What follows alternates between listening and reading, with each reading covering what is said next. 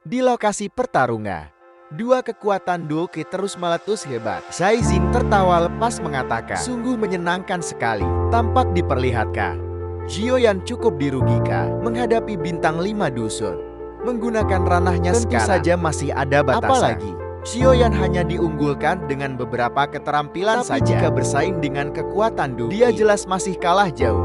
Shaizin lantas berkata, aku ingin melihat berapa banyak nyawa yang bisa dibayar oleh pavilion bintang jatuh hanya karena melindungimu. Zioyan mengetukkan giginya dengan amarah. Dia berniat untuk segera menghabisi Shaizin sebelum situasinya semakin menjadi buruk akibat pertarungan yang berkepanjangan. Baru saja mengatakan itu, Shaizin segera mengeluarkan pedang raksasa di tangannya dan membentuk sebuah bilah mematikan. Keluarkan sebuah keterampilan yang bernama pedang bintang. Penghancur ruangan terendam berasal dari kekuatan yang sangat menakutkan. Garis retakan spasial bersinar membelah ruang di hadapan dan langsung melesat dengan kecepatan penuh menuju ke arah Zioya. Teknik dari penampang hancur yang dilepaskan oleh Shaizin sekarang adalah salah satu keterampilan yang berasal dari puncak teknik Do kelas D. Melihat itu, Zioya benar-benar tidak bisa meremehkan serangan yang mendekatinya. Dia segera menghilang dari tempatnya, berpijak menggunakan langkah bayangan petir. Sesing tertawa kejam, mengatakan sudah terlambat bagimu untuk melarikan diri.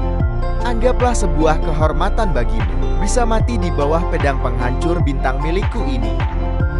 Ketika serangan itu hampir saja mendekati, Zioyan tersenyum dingin dan telah mempersiapkan semuanya, sembari mengeluarkan telapak tangan penciptaan surga kuno. Rapalan Segal kemudian membentuk cahaya hitam emas pekat menyebar di telapak tangannya dan langsung bertabrakan dengan kekuatan pedang penghancur yang mendekati. Ledakan yang begitu mengerikan yang terjadi di hadapan tatapan semua orang. Serangan Shaizin menjadi menyusul ketika memasuki lubang hitam yang tak berdasar itu. Seluruh kekuatannya telah ditekan, seolah-olah tidak ada yang terjadi. Bahkan tubuhnya pun terserap masuk ke dalamnya. Sesing dilanda dengan keterkejutan, kepanikan luar biasa. Dia lantas mengatakan, Donghuas Tim Indo, bagaimana mungkin telapak tangan penciptaan surga kuno? Bukankah ini adalah teknik Do kelas Tian? Bagaimana mungkin bocah tersebut bisa mendapatkannya? Shaizin tidak mungkin lupa, telapak tangan surga kuno tersebut adalah salah satu teknik mematikan yang dilepaskan oleh kerangka dosen saat berada di reruntuhan kemari. Sebelum sesaat kemudian, pikirannya berfungsi dengan begitu cepat. Dia akhirnya menyadari bagaimana Soyan mempelajari teknik tersebut. Diyakinkan berasal dari 3 tulang rusuk yang direbutnya kala itu. Sungguh bintang jing bintang. Ekspresi Shaizin menjadi panas dingin ketika melihat bola cahaya hitam menyebar. Tubuhnya pun mulai terserap masuk ke dalam. Seluruh perjuangan kemudian dikeluarkan hanya untuk melepaskan dirinya. Amun Soyan mengatakan, kau ingin kabur kemana? Kekuatan hisap yang tak tertandingi melonjak ke segala arah. Kekuatan daya tariknya menjadi jauh lebih kuat. Shaizin kehilangan kendali atas tubuhnya sendiri. Dia lantas berteriak ke arah Tiansun ke-9, mengatakan bahwa tolong selamatkan aku. Zioya dikejutkan dengan teriakan tajam yang dikeluarkan oleh dia. Jelas tahu bahwa di tempat bukan hanya satu Tiansun, tapi ada Tiansun lain. Sehingga keinginan untuk membunuh semakin melonjak dalam pandangan matanya. Tidak ada waktu lagi, Zioyan harus segera menghabisinya. Apapun yang terjadi, kekuatan daya hisap yang berada dalam jarak dekat kembali mengejutkan Shaizin. Namun tepat setelah serangan tersebut hendak merenggut nyawanya, tiba-tiba terdengarlah suara dari arah belakang mengatakan, dasar sampah, kau telah diubah menjadi kondisi seperti itu hanya melawan generasi yang jauh lebih muda darimu. Derajat apalagi yang kau miliki untuk memandang gelar Tiansun Aula Jiwa?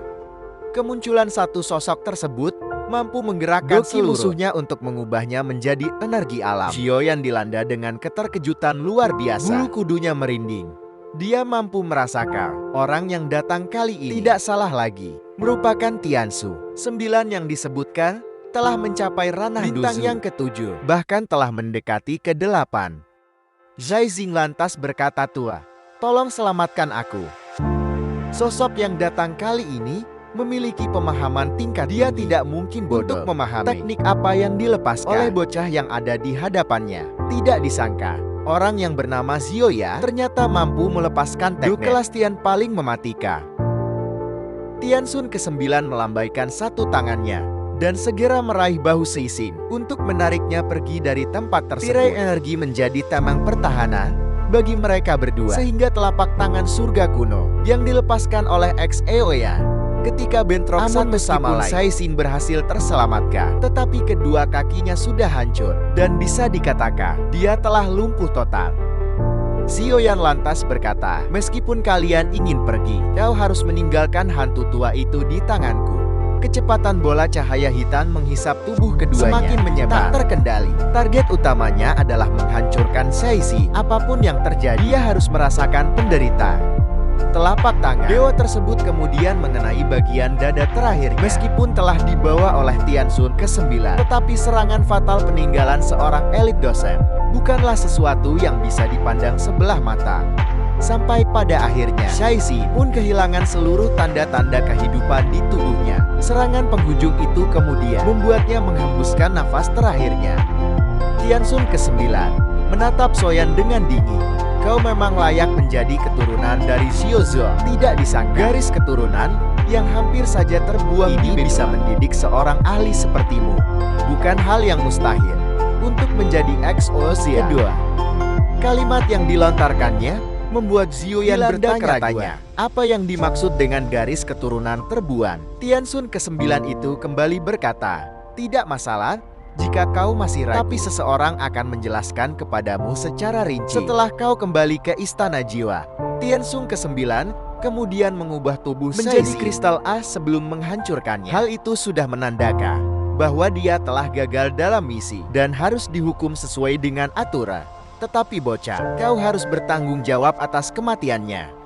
Mendengarkan kalimat mengerikan tersebut, Xiaoyan buru-buru mundur ke belakang. Dia segera membentuk 3 penggabungan surgawi di tangannya dan bersiap untuk melakukan serangan antisipasi menggunakan teratai api pemusnahan. Dikarenakan hanya itulah teknik andalan yang dia miliki untuk bertahan di tangan Tianxun ke-9.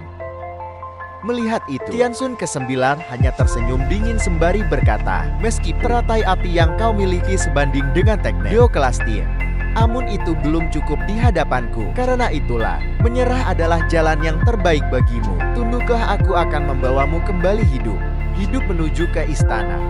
Baru saja mengatakan itu, tiba-tiba ruang yang berada di samping Xiaoyan seketika terbuka. Tubuh Tianxun ke-9 muncul di sana, mengatakan, "Aku sudah memperingatkanmu. Apapun yang kau lakukan sekarang, itu tidak akan berguna." Sekujur tubuh Xiaoyan merinding ketakutan. Mati rasa ketika melihat telapak tangan ke-9 hendak mendekatinya. Dia segera membentuk tameng pertahanan mode naga api surgawi. Kedua kekuatan kemudian bentrok satu sama lain. Xiaoyan terpentalkan menabrak dinding gunung batu dengan tubuhnya keras. Babak belur parah.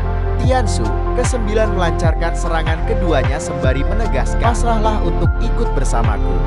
Namun tepat ketika serangan itu hendak mendekat, tiba-tiba saja ruang spesial di hadapan Xiaoyan ketika tersuara samar mengerikan muncul, mengatakan, "Kau, Tianxun ke-9, sama sekali tidak memenuhi persyaratan apapun untuk membawanya pergi."